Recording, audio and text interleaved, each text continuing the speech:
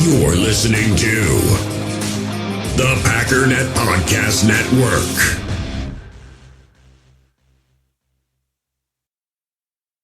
US Cellular has noticed the way we use our phones has gotten ironic. We try to put our phones down for dinner, but the menu's on a QR code. That's ironic. We hit like on social posts that we don't actually like, which is ironic. Which is why US Cellular created Us Mode, to help us reconnect with each other and use our phones less ironically. A phone company wanting people to use their phones less is ironic. Let's find us again with Us Mode from US Cellular. Visit uscellular.com/built-for-us to get started. My dad works in B2B marketing. He came by my school for career day and said he was a big ROAS man. Then he told everyone how much he loved calculating his return on ad spend. My friends still laugh at me to this day. Not everyone gets B2B, but with LinkedIn, you'll be able to reach people who do. Get a $100 credit on your next ad campaign. Go to linkedin.com/results to claim your credit. That's linkedin.com/results. Terms and conditions apply. LinkedIn, the place to be, to be.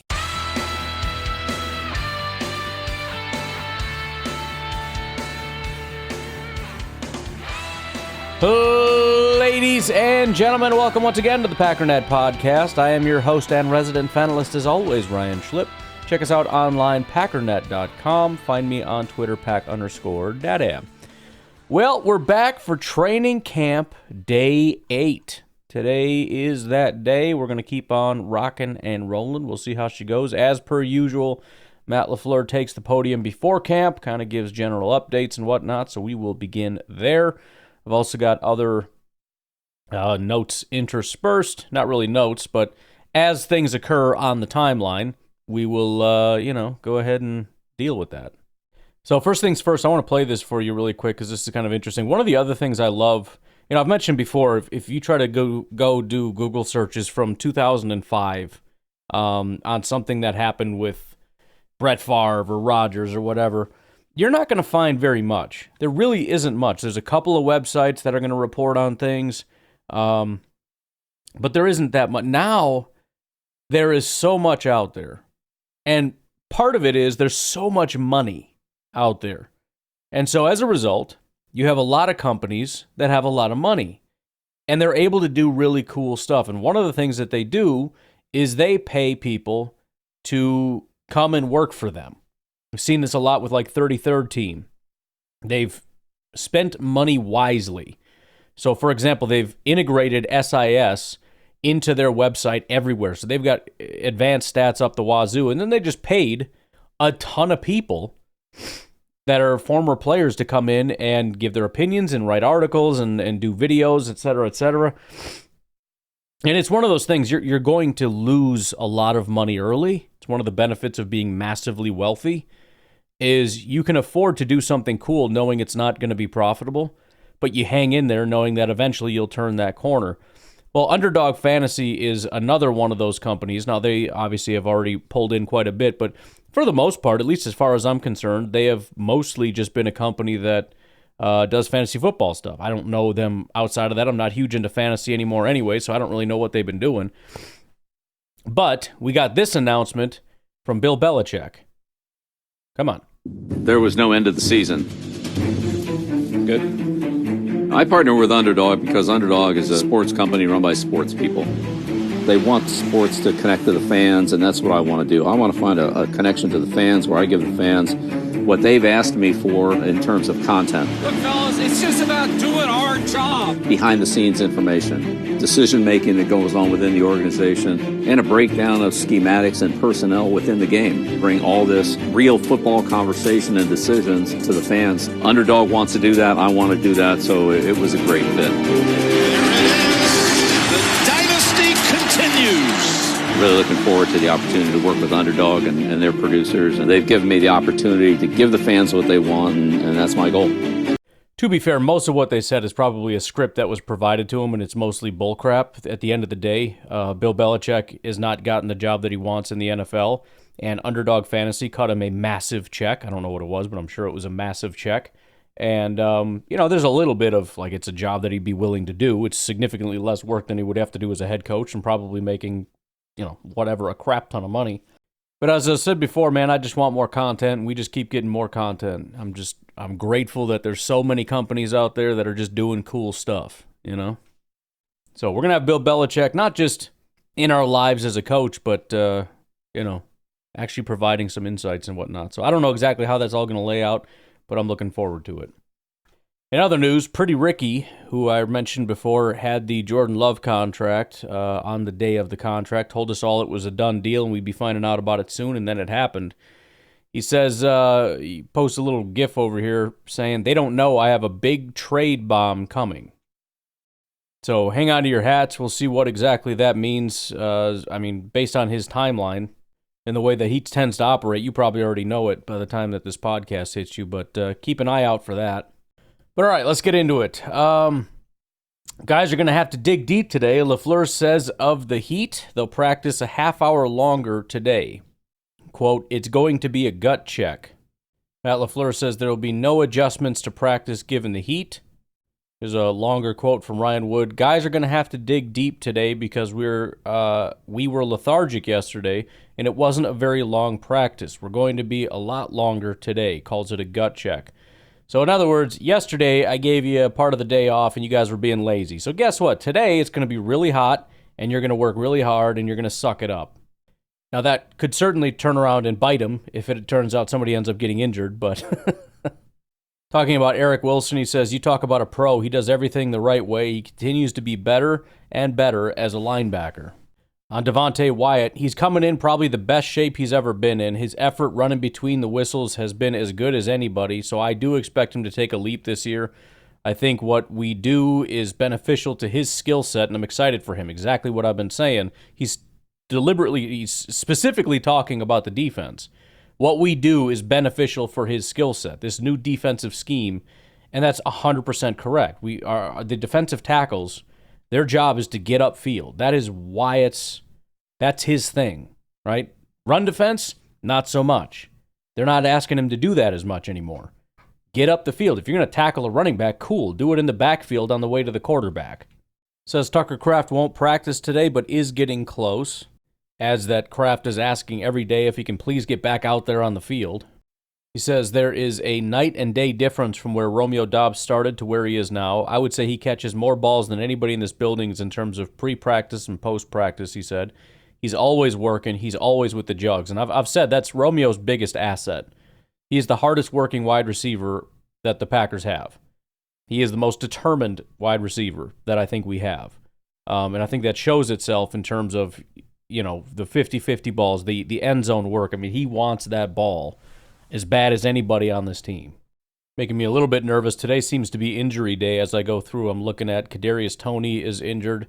The Jets slot corner, Michael Carter, is injured. I'm seeing a lot of that today on the same day that the Packers are going to ramp up their practice. I haven't gone through all these yet today, so I don't know exactly what's going to happen yet, but certainly making me nervous.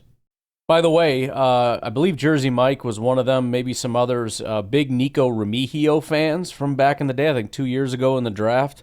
He's really starting to stand out for the Chiefs. Chiefs wide receiver Nico Remigio has been the clear standout to me today. Doesn't matter what team he's working with. Just caught a nice pass working across the field from Carson Wentz. And then 32 beat writer says the summer of Nico continues. Possibly a big year 2 jump from him. Guess we got Jordy Nelson and his family in the house at Packers training camp, so that's kind of cool. Sounds like Rodgers and the offense are getting some redemption today. I've seen about 7 different tweets about Rodgers throwing touchdown passes.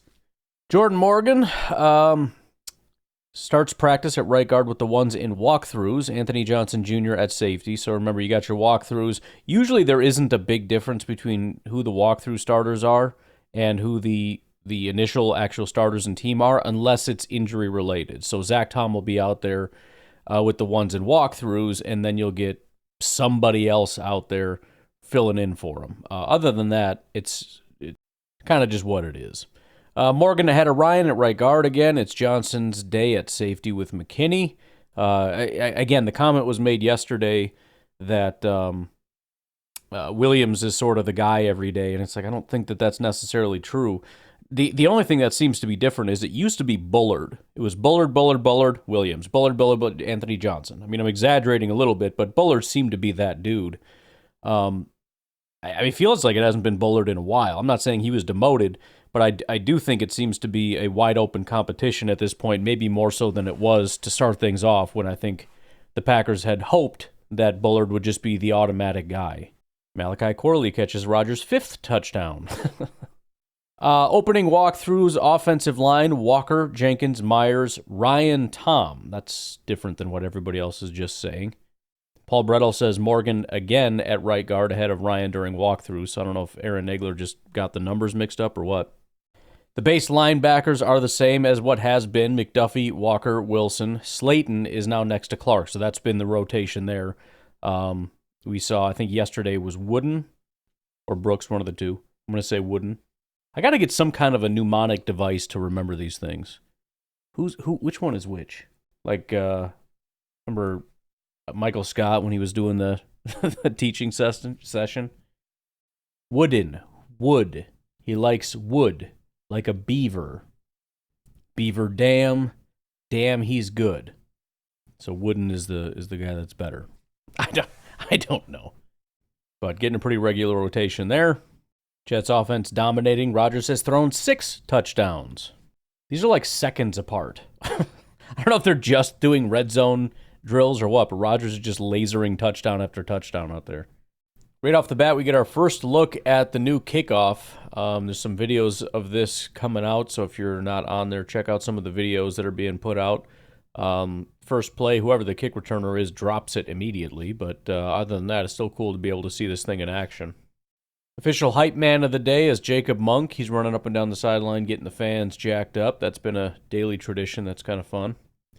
Carrington Valentine not practicing because of a hamstring injury. Yikes. Do not start with that bullcrap, please. Pete Doherty has a little bit of an update on the injury situation. He says, practice injury report. The new people that are out, Carrington Valentine hamstring and Donovan Jennings knee. I'm pretty sure Donovan Jennings just came back. People that are still out, Deslin Alexander with a lower leg injury, Keyshawn Banks with a groin injury, and Tucker Kraft with his pec injury. Again, we just talked about that. Hopefully he will be back soon enough. One-on-one period, Romeo Doubs just cooked Jair Alexander again. I tell you what, man, Romeo the last couple days has really come into himself. And you could say, well, maybe Jair just sucks. I mean, look, if you want to take that tact, you can. But Romeo, I don't think, is allowed a pass all of training camp. Jair has been, from all accounts, he's been doing a really good job, but he just is really struggling to contain Romeo Doubs right now. So I'm excited about it. We'll see how it unfolds once we go up against other teams and whatnot. But yeah, Romeo is just a really difficult guy to lock up. Sean Gary just cooked Telfort with a spin move. One-on-one period, Jordan Love connects with Jaden Reed on a deep ball. Keyshawn Nixon in coverage, but Jaden Reed beat Nixon off the line of scrimmage. Not super surprising, no offense to Nixon, but Jaden's pretty good at that. Big B on that previous Romeo thing says, Romeo's cooking Jair Alexander in these one-on-ones. Wow, just had an insane catch. Oh, I'm sorry, that's actually a different play. Kyle Malzahn says, Romeo Doubs' next rep, in other words, number 2 against Jair, leaves his feet and dives to haul in a catch across the middle. Jair in coverage again. So I'm sorry, that was a completely different rep. Here's Herman with a longer breakdown of some one-on-ones. Reed beat Nixon. Leaping attempt from Sims versus Bullard, but incomplete. Short completion to Watson versus Stokes. Wicks beats Rochelle on a slant. Come on. McKinney, perfect coverage on Musgrave. That's a heck of a battle yesterday. Musgrave was kind of tearing people up, then McKinney got a few. It's a fun battle. King, phenomenal coverage on Toure. It's my dog right there. Dobbs with an absolute sick route versus Jair for a win. Ballantyne punches out the ball on Melton. Reed toasts Nixon down the sideline for a big gain. Sims with a great move that left Bullard way behind. Hicks not on the same page with the quarterback. Jay Wilson with a step on Williams but couldn't make a diving catch. Ballantyne perfect coverage on Stanley. Heath toasts Callis for a deep touchdown. Callis has had a rough go of it. He showed up yesterday, and I think this is the second note I've seen on him, and it's basically just him getting cooked. Jair, unreal coverage on Dobbs, still wins with a beautiful catch. Overthrow to Toure versus King, solid coverage, you're darn right it was. Watson slant win versus Stokes. Sims wins easily versus Bullard again. Reed, nice little in-and-out route for a completion versus Nixon. Wayne toasts Callis for a touchdown. Callis, dog. I'm sorry. I'm sorry. We got some good players over here. Melton beats King on an out route. Well, you know what? Can't win them all there, King. Telfort bounces back, referring to the Rashawn Gary thing, and beats Brenton Cox both times. So 2 reps, and Telfort beat him both times.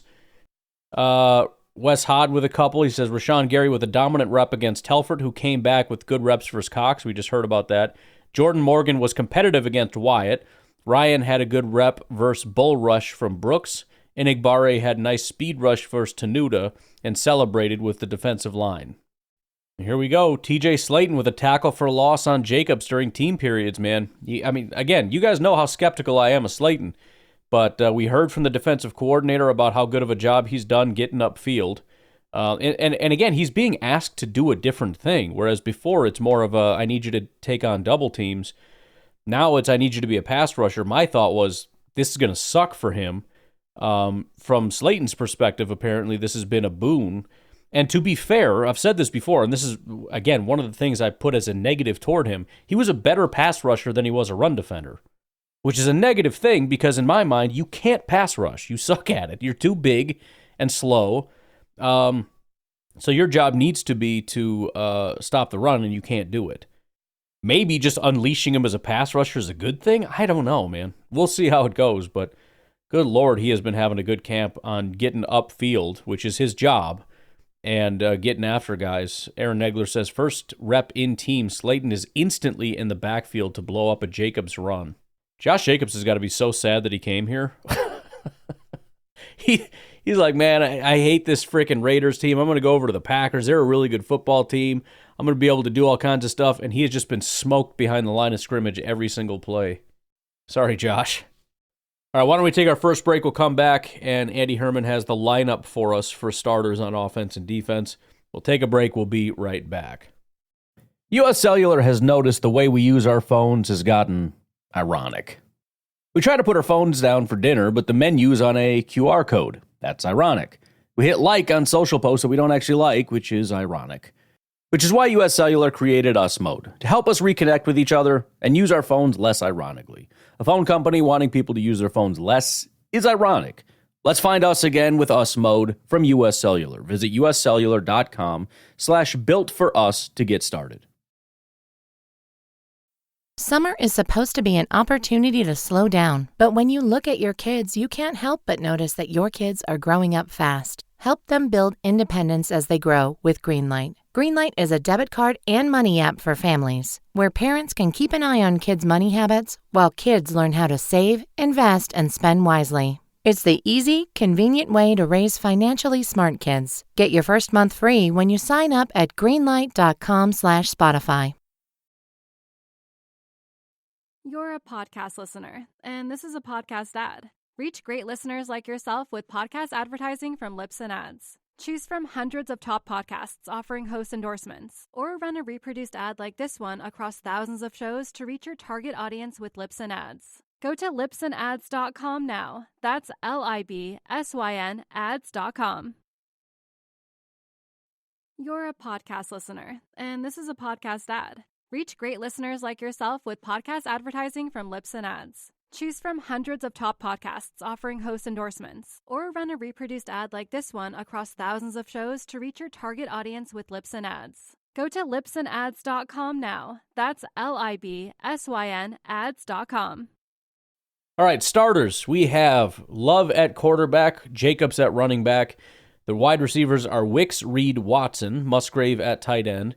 Offensive line is Walker, EJ, Myers, Morgan, and Telfort. A lot of people got a whole bunch of excited there. Nope, Myers is still the center. Morgan, right guard. Telfort again at right tackle. Defense is Gary and Smith on the outside, Slayton Clark inside, McDuffie, Quay linebacker, Jair Nixon Stokes, and then AJJ McKinney. All that's pretty much been talked about already. Ryan Wood says, Jordan Morgan certainly looks the part in 1v1, beat Devontae Wyatt in 2 out of 3 reps, also won his only rep against TJ Slayton. Morgan's ability to adapt and mirror is uncanny, comes from good feet, the book on him when Packers drafted him in the first round. So, again, the Packers got a guy that has all the physical traits you could ever want. It's just a matter of, can we get him coached up to what he needs to be? And it sounds like he's making progress on that. So that's exciting, and we'll see what that becomes. Wes Hodge says, Wicks runs a nice slant versus Alexander and catches the ball from the 10-yard line. Andy Herman, he's got a couple plays laid out here. Some of them we already know. First play in team Slayton disrupts an easy run stop. Second play, Love to Wicks in stride over the middle for a nice pickup. Then McDuffie has been a run-stopping machine all over a run from Dillon. So, I mean, that's been nonstop, right? You try to run the ball, somebody's hitting you in the backfield. It's just, again, I feel bad for the running backs, but I'm excited for this defense. You got Slayton in the backfield on the first play. On the third play, McDuffie stops Dillon. Love gets good protection off play action and tries to fire over the middle to Watson, but he was covered very well and it's incomplete. Had Dillon wide open in a swing pass. I don't know who was covering Watson. Carl Brooks jumps offside on a Love hard count. Love throws outside to Melton, but Ballantyne with great coverage, incomplete. Man, these corners and everything, man, they're sticky. Dillon with a real nice run on a stretch play. Wants to know how different A.J. Dillon looks. He beat Cooper around the corner. That is pretty unusual. It does seem like they're getting more luck bouncing to the outside. There have been several plays now I've heard. I think Dillon's had a couple where it's, a stretch run to the outside or whatever. Not that it's been successful overall, because it hasn't, but more successful maybe than trying to squeeze in between. Big B says, Grant DuBose just made an insane catch in double coverage. Wow, that was all caps. Wes Hockowitz says, Grant DuBose catching everything this camp. Defense jumps, and Clifford throws a tight, deep ball to connect for 42 yards. 86 high-pointed it versus Williams, and Anderson deep. Oh, those were Anderson and Williams deep. Got it. Good throw, by the way, I will say, from Clifford. Off to a good start. Fingers crossed that he can continue that. Nagler says Clifford just heaves one up the right sideline, and DuBose goes up for a phenomenal catch. DuBose is making a play every day. It's another guy that's been standing out in a big way. Again, we kind of forgot about DuBose last year. He was that new Samori Toure, the new 7th-round guy that maybe could do something. I think he battled a bunch of injuries early, so we didn't really get to see him very often, more or less redshirted. Coming back again this year and is absolutely making a statement. Dillon with another nice run, this one probably for 5, but a good cut to get left and get upfield for positive yardage.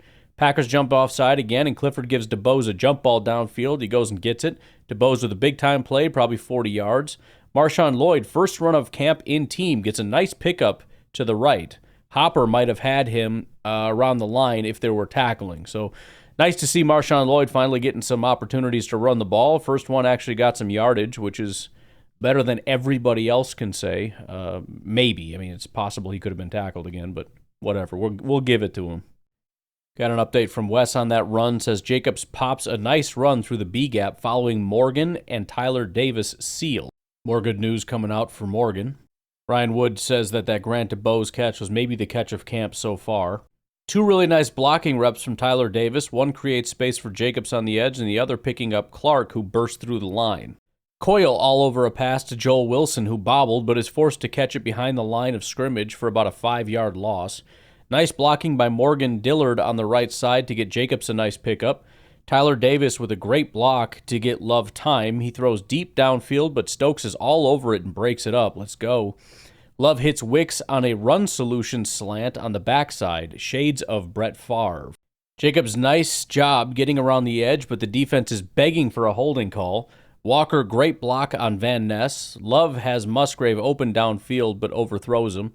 Dillon inside for a few. His feet look so much quicker this year. False start offensive line. Play continues, and Clifford throws a strike for Melton for about 11. And I will say, I'm a fan of the guy, and I hope that he can take a step this year. I have not heard very many positive notes about Van Ness. There have been a couple pressures, this, that, or the other, but the vast majority have just been he's getting beat. Nice block against Van Ness. On the converse side, the positive reports from Dillon continue to come out, so I'm hoping for a bounce-back year from him. I am skeptical, but the people on the ground have said he does appear to be quicker, so that's good. Grant DuBose made a great block on a screen pass. Adam Stenavich was high-stepping to him to give him the fist bump. He's had a good practice so far. That might be the understatement of practice. Marshawn Lloyd getting team reps. Nice run on first, but can't control the handoff on the second. Marshawn Lloyd almost loses an exchange from Eason, but holds on barely. Play gets blown up, though, no gain. Now Eason bobbles a snap for Monk, so that's going well. Rookie running back Marshawn Lloyd taking his first team reps of camp, got an introduction to the NFL practice, stumbled in the backfield, ran into a wall. He turned to head back to the huddle, but he didn't finish the run. Running back coach Ben Sermons nudged the rookie downfield. So still just learning the basics, man. You got to finish. You know, the coach is out there just pushing him like, no, get down, like go. Looks like Edgerrin Cooper is done for the day. He's out of his pads and no longer has his helmet. So I'm hoping that that's not something serious. We'll see how that goes. Edgerrin has also had a fairly good camp. He hasn't heard his name quite as much, but every note that I have heard has been positive, usually on run stops. Maybe 3 or 4 times I've heard him. So definitely have high hopes for him. Hopefully he's doing okay. Maybe just a little overheated or something. We'll see how it goes. And then we have a drop from DeBose. I swear, every time I open my mouth about how great somebody... I did this yesterday with McKinney, like he's tearing it up, and then he gets whooped by Musgrave. Like every time I say something happens. But bottom line is everybody has good and bad plays. I think that's the moral of the story. DeBose gets a chance with the ones, but drops a short pass from Love. Jacobs a nice pickup on what might have been a screen. Lloyd and Jacobs can't get much on the next 2 plays, which are also screens. Pratt finds Stanley on a crosser. Of course he does. For a nice pickup, Love throws the same route on the other side, but Nixon is blanketed on it and breaks it up. Nice throw from Eason to Wayne on an out route. Wayne made some really nice plays in practice. Love ball tipped at the line of scrimmage, incomplete. Kingsley Enagbare had a flashing win in one-on-ones, but also a few nice pressures too in team. And he bats the pass at the line of scrimmage. So just when I got done saying Kingsley might not be edge 4, we hear Brenton Cox gets beat 2 out of 2 times, and Kingsley Enagbare is having a great day. I told you, man, I just got to stop saying stuff.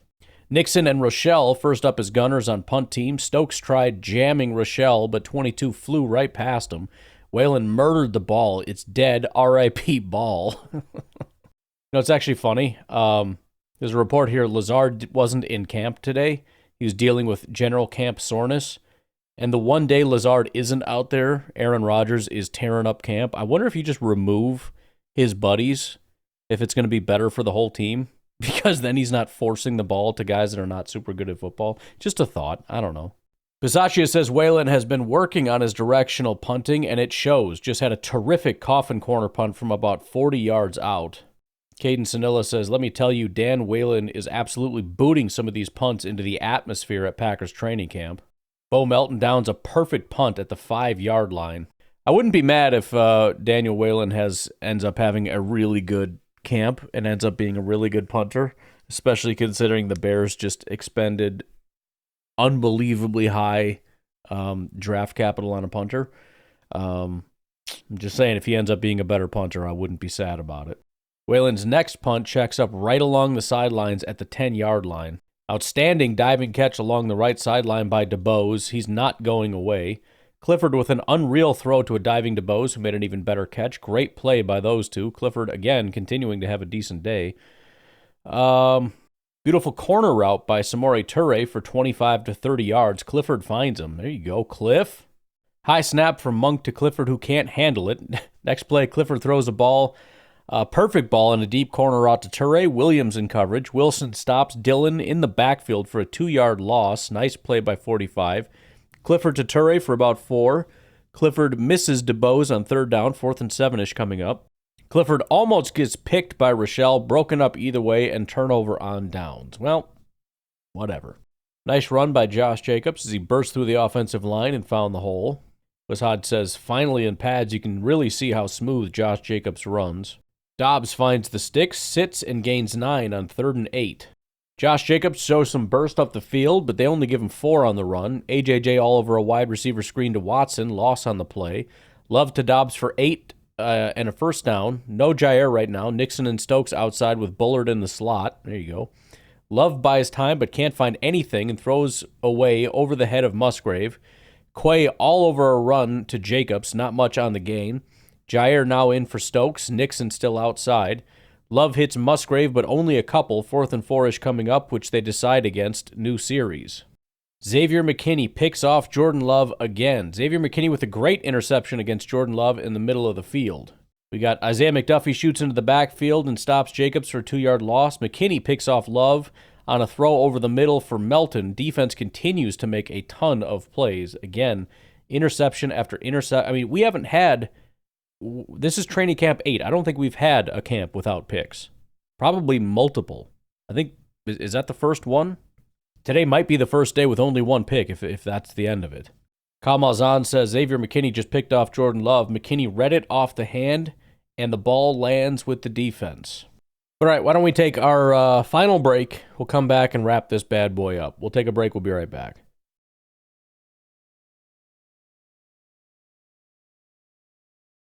Quay Walker shows off his ridiculous speed on a screen to the outside to Jacobs. Quay all over it for no gain.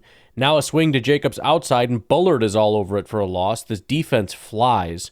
Love deep down the field for about 40 to Watson. Hits him in stride. Nixon as outside corner in coverage. You can't be putting Nixon on Watson, bro. That ain't going to work.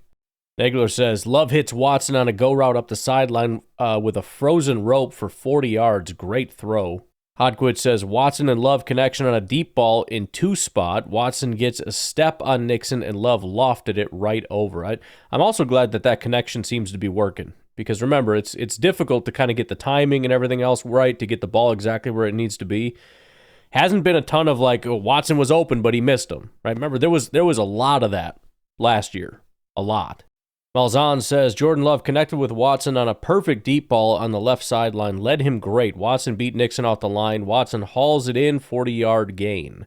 Ryan Wood says, on 3rd and 6, Christian Watson runs behind Keyshawn Nixon down the left sideline, and Jordan Love does not miss. Drops it perfectly to Watson in stride over his shoulder for about 40 yards.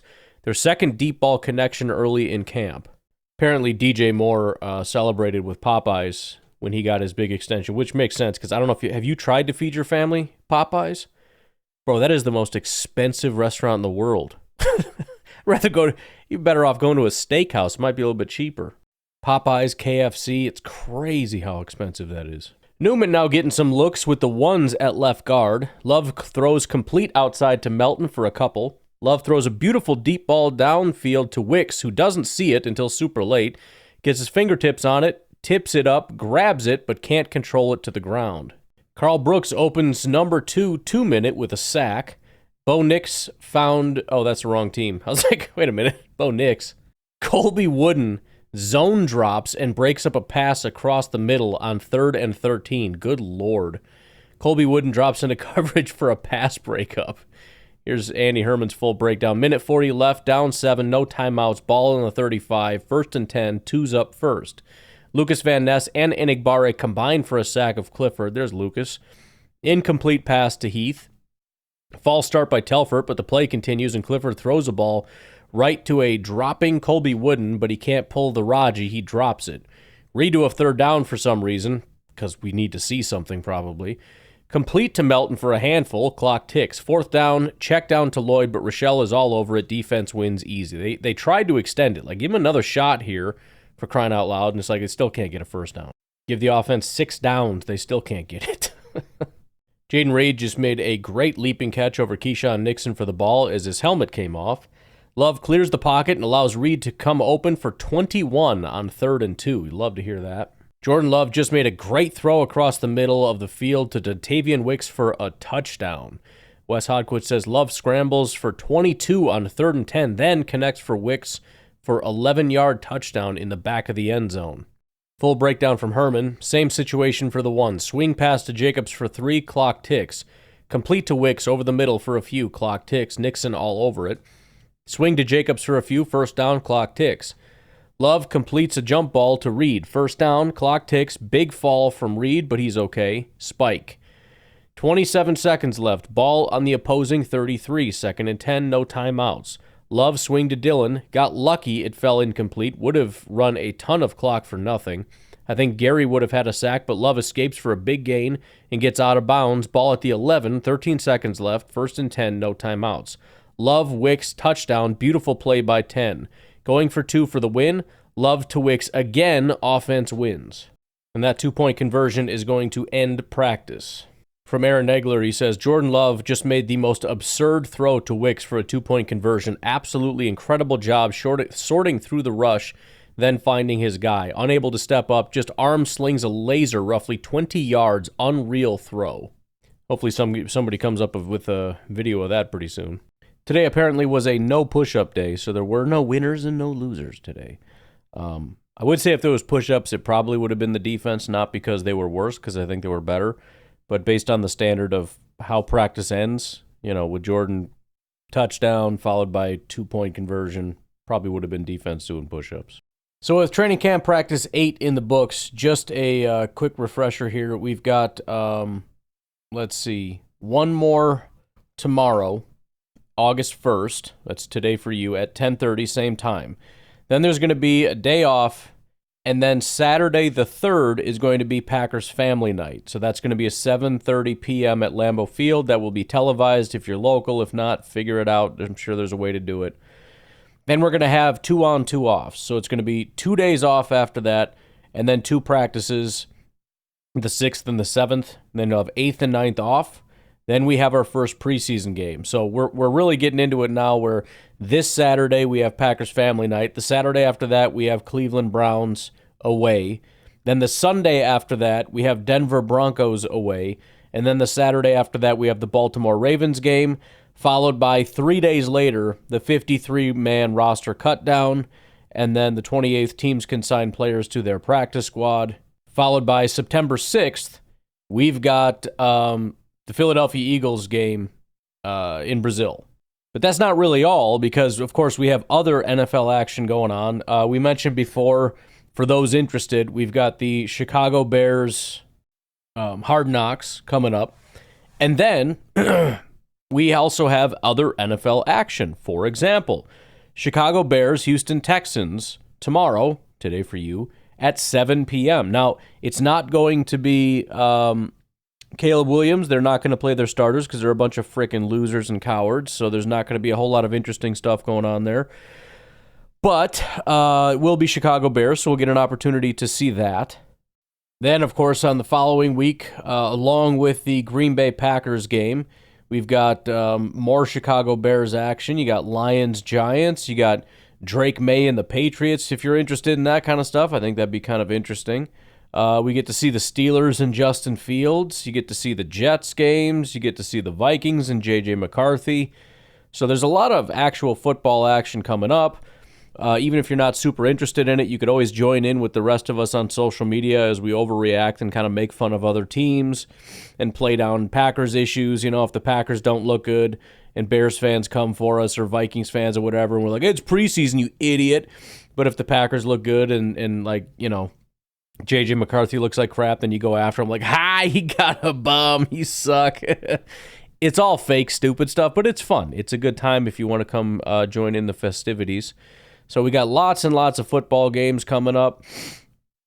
Obviously not going to read them all because that would be ridiculous, but the amount of football that's going to be in the next several weeks is glorious. And again, you've got this Hall of Fame game that is happening tonight for you. Tomorrow, 7 p.m. for me, Texans and Chicago Bears. Finally, I kind of in passing was like, who's the best safety we've had since Xavier McKinney? I said, was it Amos? Do we have to go all the way back to Charles Woodson? A lot of people have said it's Nico Collins. I'm going to push back on that a little bit. So first of all, Xavier McKinney, the grade that he had last year was an 87.5, 91.2 grade passing. Adrian Amos in 2020 did actually have a higher grade than that. So you would go back. I mean, it was just 1 year, but that's all McKinney had was the 1 year as well. So 1 year, Adrian Amos did give us a better year than that. Also, he was solid his entire time here in Green Bay. The time before that would actually be, I believe, let me double check here. Yeah, it would actually be Charles Woodson in 2009. He had a 92.1 PFF grade. Nick Collins, did I say Nico Collins? I hope I didn't. Nick Collins. Jeez, why do I have Nico Collins? I was just looking at the Texans. Nick Collins, his last time being good but not quite Xavier McKinney good was 2008. Before that was 2006, was his 1 year being higher at an 88.4, 89.9 coverage grade, which is lower than what McKinney had last year. So Nick Collins, if he even had a year as good as Xavier McKinney, was all the way back in 2006. Charles Woodson and Adrian Amos had seasons as good or better more recently than that. So we would not have to go back to Nick Collins. Wouldn't even have to go back to Charles Woodson. You could argue that it was Adrian Amos. But again, the hope here is that Xavier McKinney is that dude just flat out. Not like he's good and then he has some sort of interspersed years. But I think even at that, I don't know that he surpasses a lot of these guys. Adrian Amos was really, really good for a long time. A lot of that was Chicago, but still. Charles Woodson, obviously, in that same category. Nick Collins, I would probably say less so. I don't mean to come at a Packers legend or anything, but he didn't, first of all, didn't play very long. But second of all, he kind of had, 2006, really good season. 2007, looks like he was probably injured and also not the greatest season. 2008, he gets back into form, and then it's all kind of downhill from there. So it was like 80, 60, 80, and then it was 78, 70, 40. And the 40 was just where he had 2 games. So I know, the injuries and whatnot played a part, but still, on the overall grand scheme of things, he had 2 really big years, 2006, 2008. I certainly hope Xavier McKinney does a better job than that. But anyways, just thought I'd throw that out there because I know several people reached out. It was obviously something that everybody was interested in throwing their 2 cents in on. But I'm going to leave it at that. You guys have a good rest of your day. We'll be back at it tomorrow. Have a good one. Bye-bye. Yo, listen up. I got news for you. Those fuzzy forest dwellers ain't so cute. Bitch,